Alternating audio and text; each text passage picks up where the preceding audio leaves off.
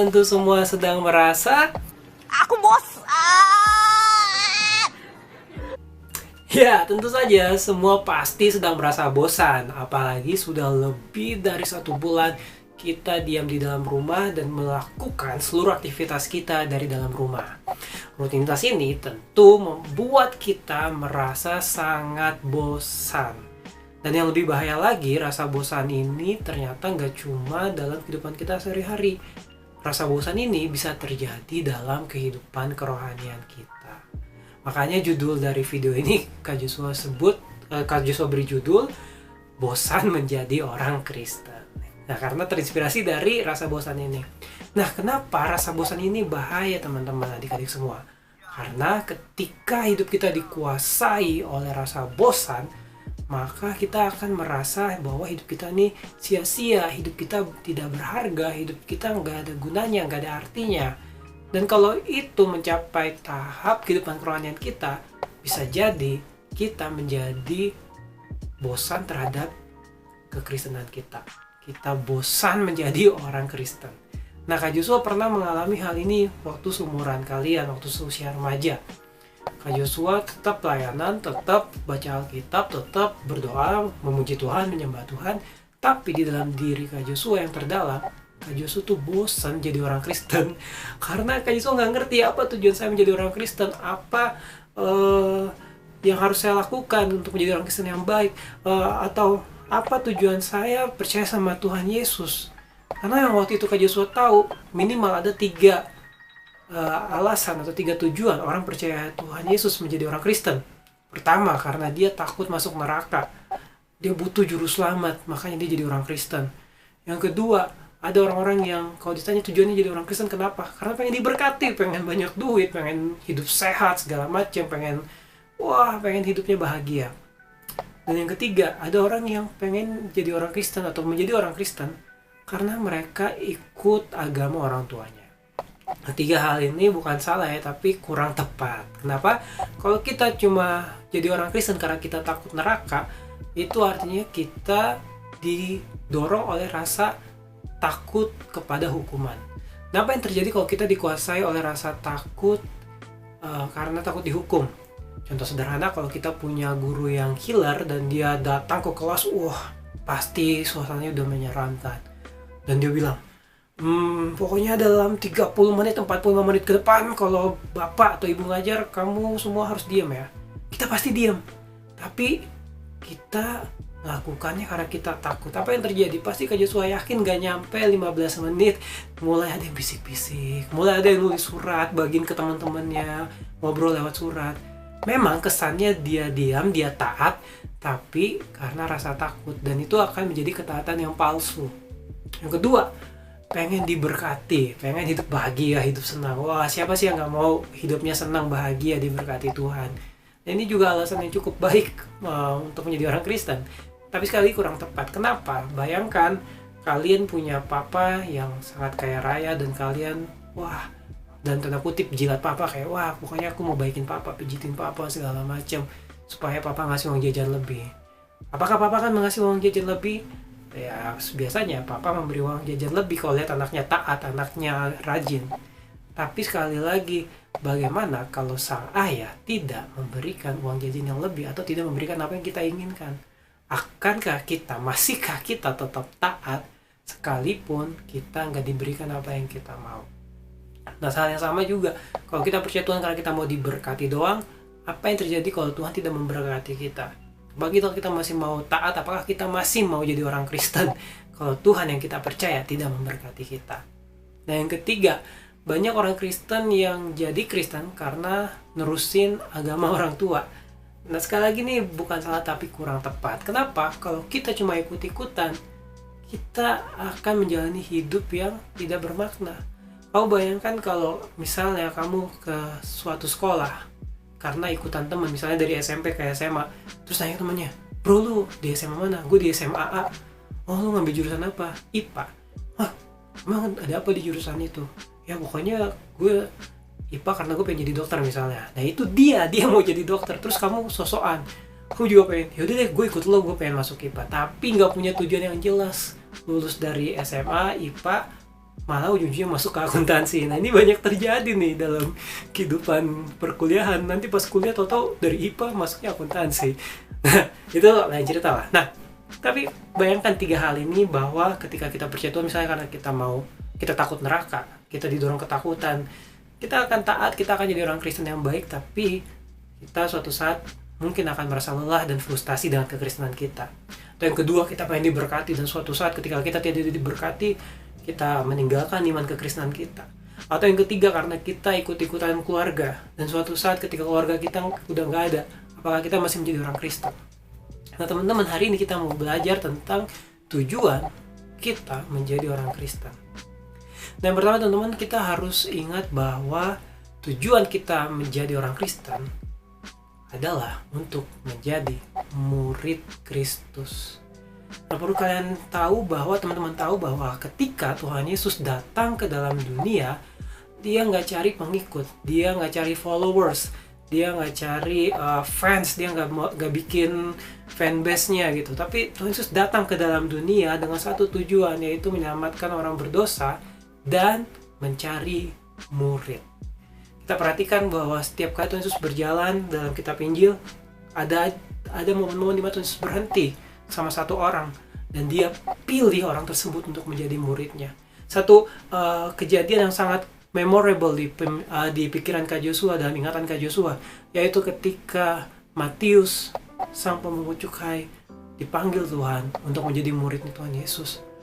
Kalau kalian nonton di beberapa film-film rohani, pasti kalian bisa lihat ekspresi Matius selalu menunjukkan ekspresi orang yang kaget, orang yang shock, orang yang gak percaya bahwa seorang rabi yang pada saat itu punya banyak pengikut, punya banyak murid, memilih dia untuk menjadi murid.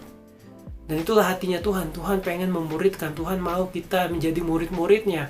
Bahkan ketika Tuhan Yesus terangkat ke dalam ke surga, sebelum Tuhan Yesus terangkat, Tuhan Yesus kasih satu pesan yang sangat kuat di Matius 28 ayat 19-20.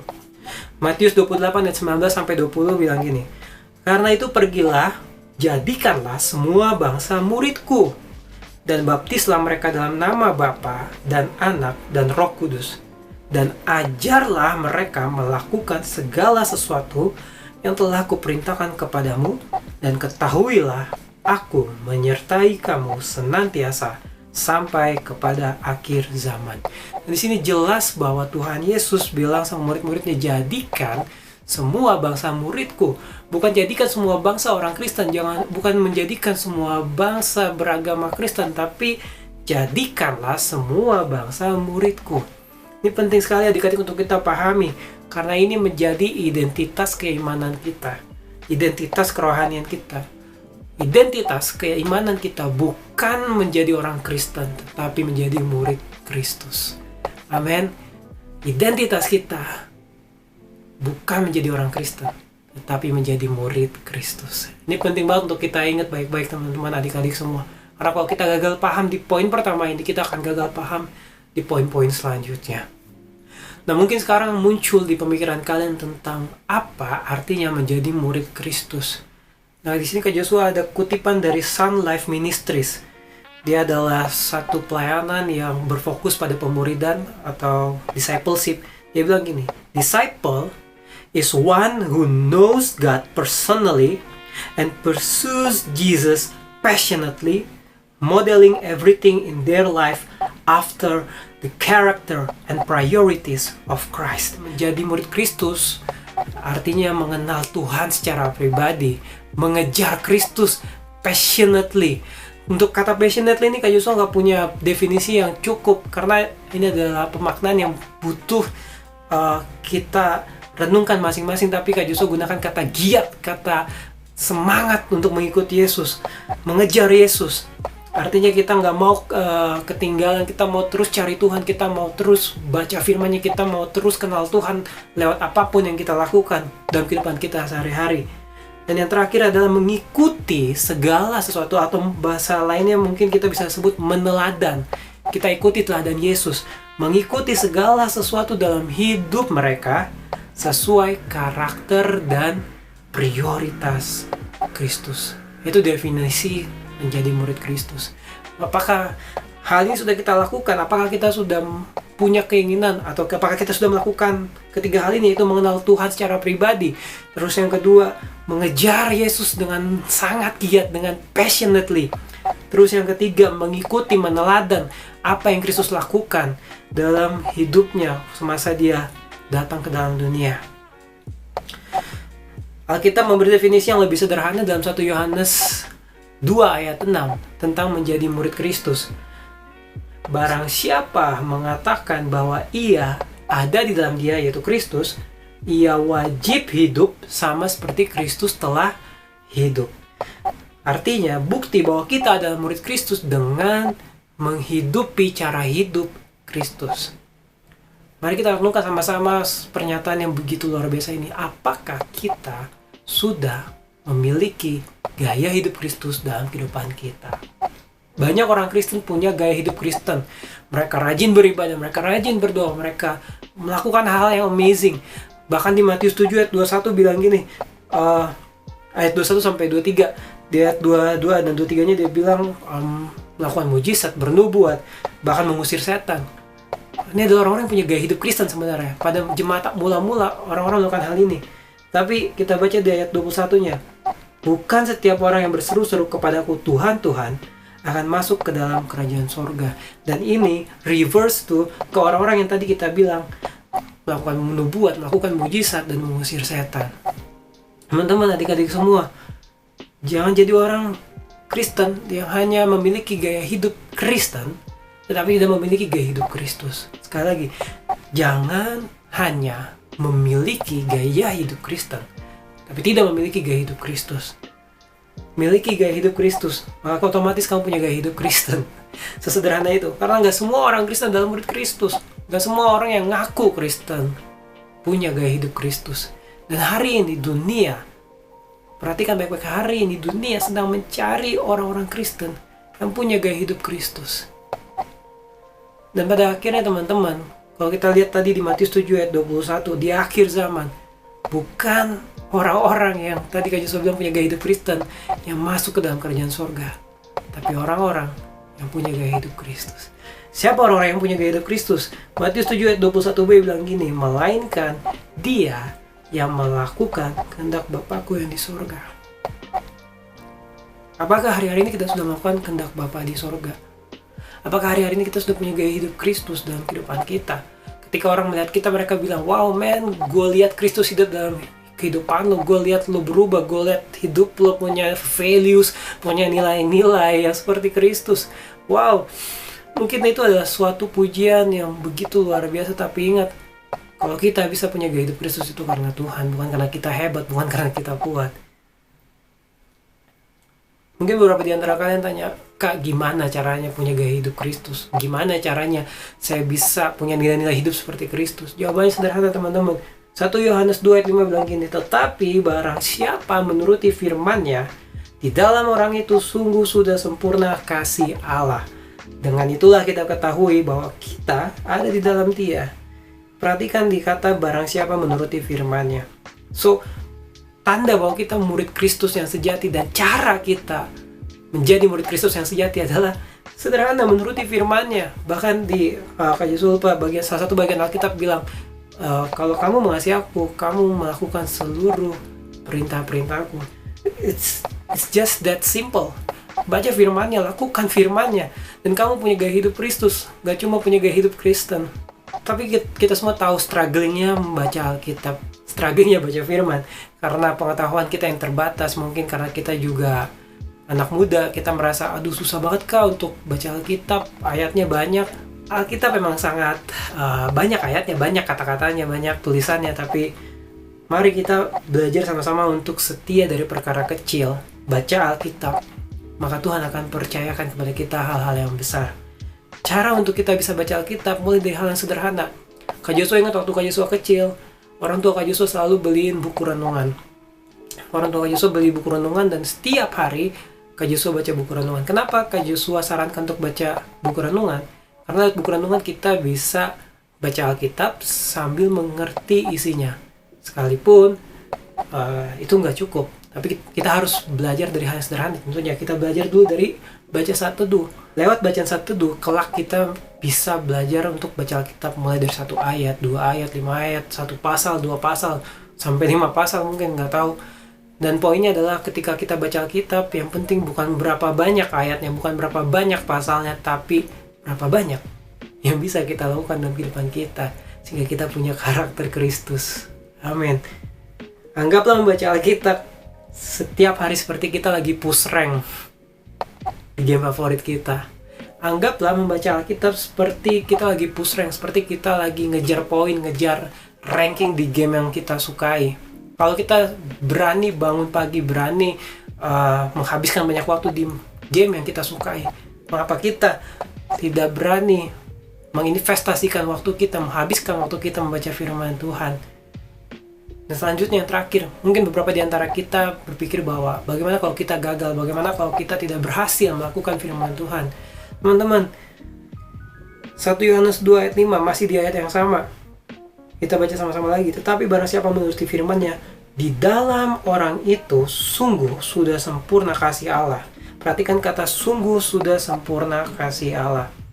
Kalau di ayat ini mungkin seolah-olah kalau kita menuruti firman Tuhan, kalau kita melakukan firman Tuhan, baru kita bisa sempurna dalam kasih Tuhan. Tapi Kak Joshua punya terjemahan yang lain dalam versi ERV atau Easy to Read Version. Dalam versi ERV dibilang gini, but when we obey God's teaching, His love is truly working in us. Wow, sekali lagi ya. But when we obey God's teaching, His love is truly working in us. Yang artinya ketika kita mulai taat sama firman Tuhan, kita coba taat sekalipun kita gagal. Sekalipun kita gagal, kasih Tuhan bekerja secara sempurna dalam hidup kita. Dan ini yang dibilang sama Paulus, justru dalam kelemahan kuasa Tuhan menjadi sempurna.